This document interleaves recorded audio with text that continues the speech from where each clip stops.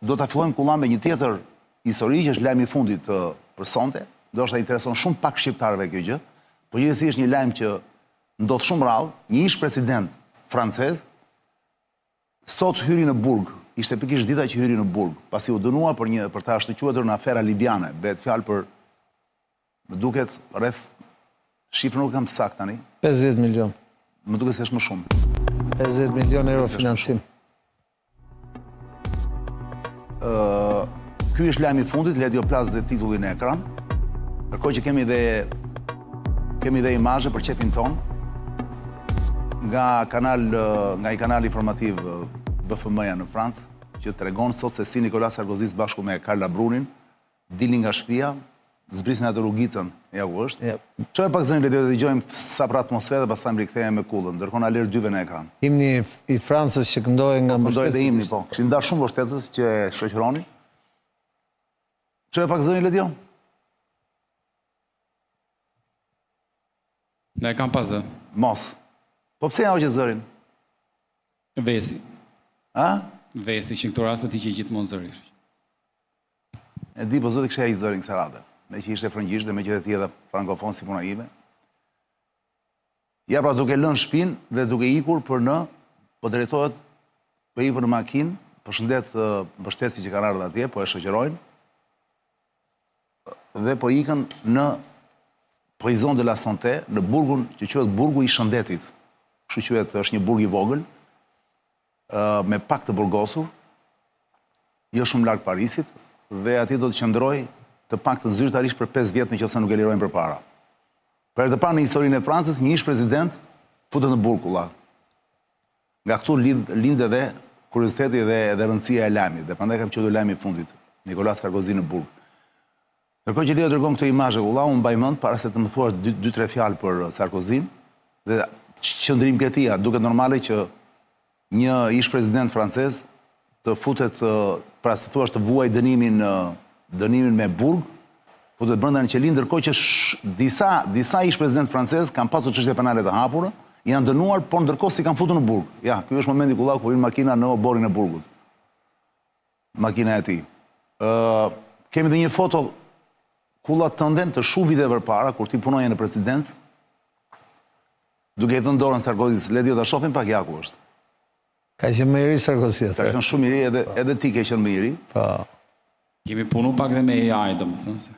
Ke punu me AI? Se cilësia fotografisë ishte shumë... Ishte pak e vjetër, po. Kalojnë vitet. Po, i bie kjo kulla të jetë para sa vitesh, para... Sa i bie, 10 vjetës është? 8 vite. 8 vite, po. Duket unaza jote në dorë. Që momenti kur Sarkozy erdhi bashkë me bashortën e tij, Carla Brunin. Çan kjo dita sot.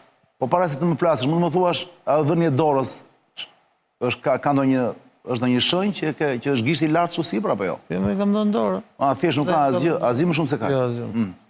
Unaza që ke në dorë çfarë është kulla? Kjo unaza që kam këtu. A kjo është e njëjta? Bukur është, po. E lezetshme, po. Shumë e bukur. Është unaza e martesës tënde kjo? Jo, tjetër. Është masonike? Jo. S'ka lidhje. Dakor. Po, kulla, më thuaj që për Sarkozyn. Sot është një ditë që koincidon një vjetor i arrestimit të Ilir Metës në mënyrë brutale dhe të dëmshme, të turpshme. Se sot i bie? Po. 21 tetor? Po. Ua.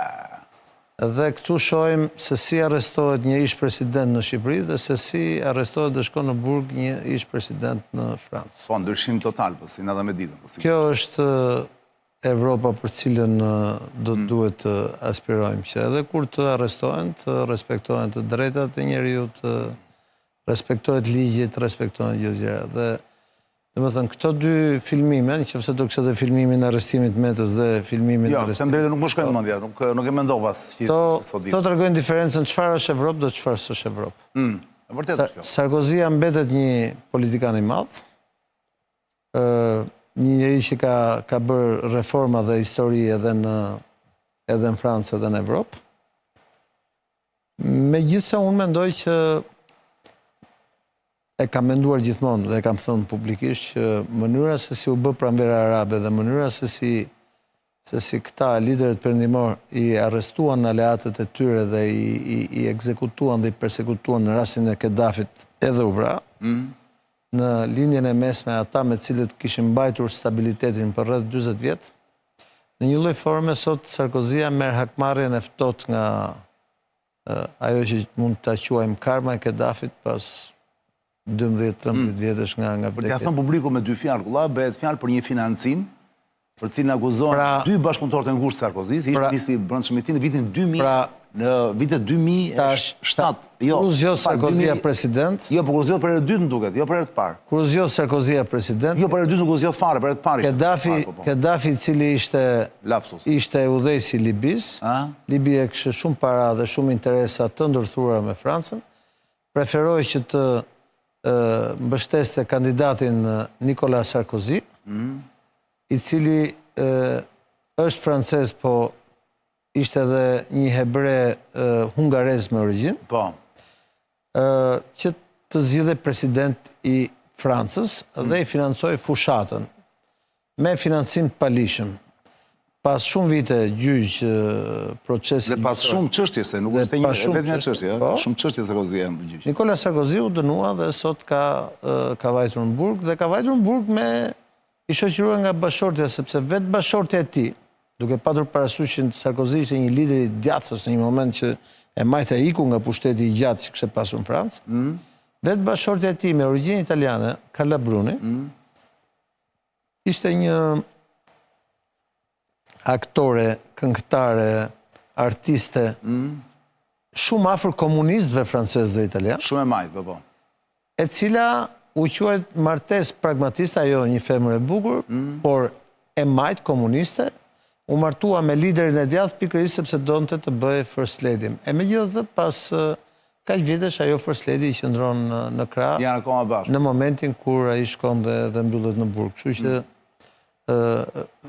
këto pamje flasin shumë. Tash këto tjerët janë pamjet e një viti më parë. Ai gjeti lehtë, po. Dhe kjo është Momentin që marrin Ilir Metën, po. kjo është diferenca, kështu që nuk është Te zoguzim duket.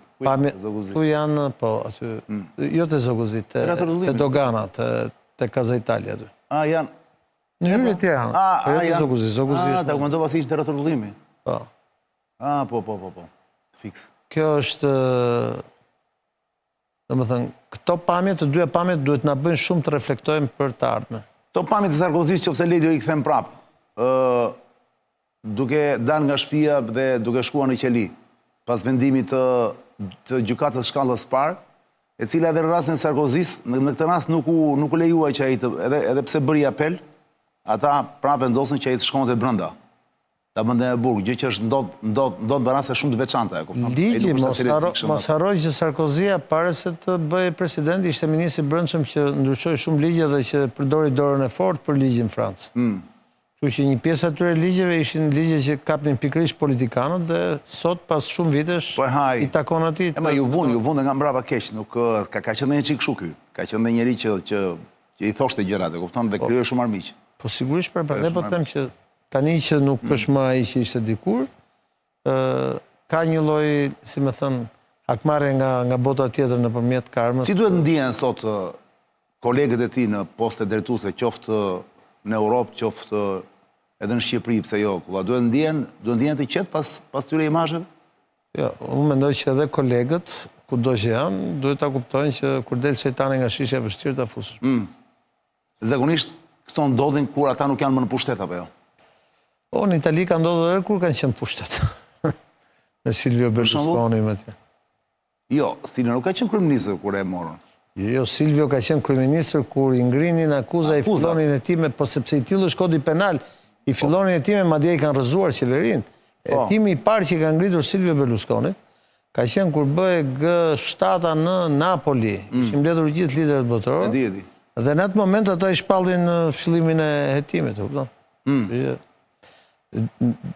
Pra drejtësia që përzihet me politikën dhe ana sjellës është problemi i hershëm. Pra ky stan pulla këtë bulmet ka apo jo? Esakt. Esakt. Dhe në përgjithësi, po për shumë Ramsi, e cili e njeh Sarkozin, e ka takuar. Po sigurisht. Ramsi 4, kur i ka parë të pamje sot. Si është ndjerë, thua ti? Që unë mendoj që edhe i mendon që kur të përduron Kadiu edhe Zoti s'bëderman. E the dhe sot të shpreje. Sarkozin, po shofon. Kur të përdoron Kadiu dhe zoti Spenderman. Kadiu që është kolla për ta që nuk e din? Gjyqtari në turqisht. Dakor. S'ka lidhje me fen, nuk ka lidhje me këta pjesën muslimane. Është gjyqtari, po është turqisht, është shpreha, kupton? Dakor.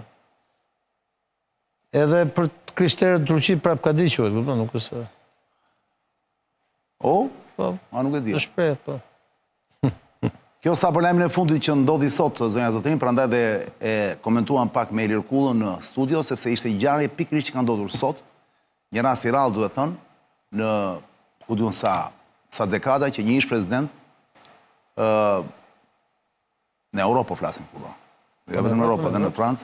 Andaj ma tanë ish presidentët i vrasin, zakonisht. Po pra. Futet në Francë. Ose arratisen. Se në Europë mund të ketë pas vende që janë futur brenda ish presidentët. Në fakt po ka pasur. Po ka patur. Po në Francë jo, në Francë është ere parë. Çudi e madhe. Dhe bukur është që ky njeri e mbajti atë se thuash staturën e presidentit, as nuk do të thënë një Para disa ditësh ka shkuar dhe ka bërë një vizitë, ka ngrënë drejt në Elize me Macronin. Po Macroni e pristi herë pas here. Para disa ditësh jo, ndoshta pak më herët. Jo, para disa ditësh. Fundit duhet të jetë diku 2 javë përpara. Po Macron Mavria e dëgjuam sot që ishte në Sloveni, me kryeministrin sloven, në takimet që vjen vërdalla, ai se në Francë nuk ka çfarë bën se s'ka asnjë mbështetje, më e ka marrë parlamentin dorë situatën. Edhe kur e pyetën për Sarkozin, thaj nuk do të komentoj vendimet e gjykatës, tha. Po sigurisht se tani që ikën mund t'i vi rradha dhe ati. Po pra kulla le ta themi trosh muhabeti. Ta themi trosh muhabeti. Jo, po ta mendojmë mirë hol. Në fakti, vetëm njeri i sigurt në gjithë këtë, po theme rajonin tonë në Europë, në Ballkanë, kështu, i vetëm njeri i sigurt që nuk pyet dhe që ka frikë drejt t'i afrojë drejtësia është vetëm Ramsi IV apo jo, kryeministri aktuar shqip. Të e thua ti. Unë e kam bindje. Se cilin mban bindjet e veta. Po e dëgjoja sot në Londër, ishte në Londër sot ose djem duket. Ishte unë në një forum atje dhe po i thoshem mos e kruani me shqiptarët, mos i vëmendni sepse po ju mallkuan shqiptarët, zhdukeni. Ishte kështu flak fare, domethënë, spjert fare duket që është i ka kapur gjitha gjërat, është i papar, ka një trimëri të papar, unë e shoh për shumë në ekran dhe them si ka mundësi dhe ndjem krenar për kryeministrin e Shqipërisë, si ka mundësi që është kaq trim them. Jemi kthyer tek albanofobia e viteve të fundit Berishës, nuk di atë kujtohet. Jo, s'është albanofobike, mos është kundër albanofobisë. Jo, pra, Berisha ankoi që kishte albanofobi dhe fliste për krenarinë e shqiptarëve. Albanofobi normalisht është ndjesia kundër shqiptarëve. Po pra, dhe ai Berisha në të kohë fliste që ne shqiptarët jemi albanofobia nga të huaj thua ti. Çfarë si bënte sot atyre anglezëve? Çfarë nuk ju tha valla? Ata u mërzitën, a? Se di po këtë paktën thotë që unë jam kryeministri, thotë i një vendi shumë të vogël, thotë, po mos e kruani, thotë, se s'keni gjë në vije, kupton, domethënë është hapur fare, valla, është i papar, domethënë, kolla, nuk e di se ku e gjen këtë fuqi. Unë e shoh dhe zvogëlohem kur e shoh atë njerëz, domethënë duke vetë i vogël fare, them shqyr që është ai që kemi një njerëz të fortë në krye të shtetit. Shqyr që s'di anglisht. Ai di mirë anglisht. Unë, po e kam me titra, e shoh vetë titra. Okej, kalojmë te afera tjetër. Ky është super gol. E plas Ledio titullin në ekran.